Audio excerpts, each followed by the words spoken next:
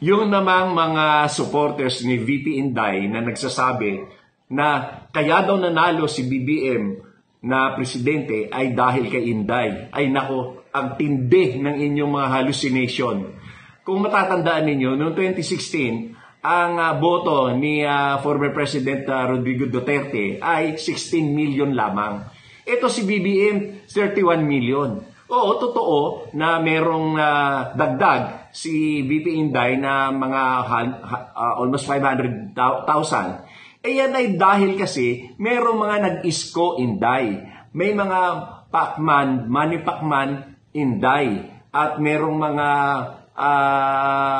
itong kay Lacson Inday. Kaya sa nadagdagan. Pero kay BBM, solid talaga yung 31 million na yan. Dahil kasi napakalawak ng supporters ni BBM.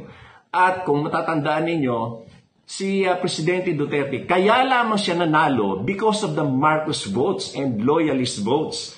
Kasi, no choice. Sino iboboto? Si Mar Rojas o si Binay? Parehong dilawan yon. Natural, iboboto na lang nila si Duterte na nangako na ipapalibing si Marcos Sr., si Apo Lakay, doon sa libingan ng mga bayani. Kaya yung mga Ilocano, yung mga Marcos loyalists, yung mga Waray na mga sakop ng Marcos ay wala, no choice. Ibinoto si Duterte. But that is not because na panig sila kay Duterte. Ang nagkataon lamang na wala nang ibang pwedeng iboto. Alam nga namang ako, Marcos loyalist ako. Alam mo, iboto ko si Mar. O alam iboto ko si Binay. Di natural, doon na lang ako kay Duterte. Nangako siya na ipapalibing niya yung aming idolo, aking idolo, doon sa libingan ng mga bayani. Di natural.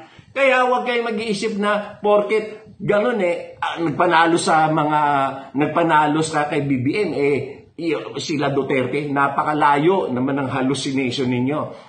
Si Presidente Duterte, nung tumakbo sila ng 2016, ang Vice President niya, si Alan Cayetano. Despite na meron silang mga TV ads, radio ads, billboards, posters, and mga caravans nila, ganyan. Anong boto nakuha ni Alan? 5 million. Ibig sabihin, yung sumunod kay Duterte, 5 million lang. At hindi mo pwedeng sabihin na solid yung 5 million na kay Duterte. Siyempre may sariling boto rin si Alan Cayetano. So kung ako, kung tatansyahin ko yung total na boto talaga na makukuha ng mga Duterte nationwide, mga nasa 2 to 3 million lang. Kaya nga yung mga rally niyo, yung maisog rally, ang konti-konti ninyo, kapiranggot lang kayo. Kasi nga, konti lang naman talaga suporto. Kaya lang nanalo si Duterte noong 2016 is because of the Marcos loyalist votes, mga Ilocano votes. Ang lawak niyan, magmula sa Ilocos Norte, Ilocos Sur, Pangasinan, La Union, Cagayan, Isabela, even in Mindanao, napakaraming Ilocano, even in Cebu. Kaya nga, kung sasabihin nyo na nanalo si BBM because of the Dutertes, nako, hallucination yung sinasabi ninyo yan. Hallucination.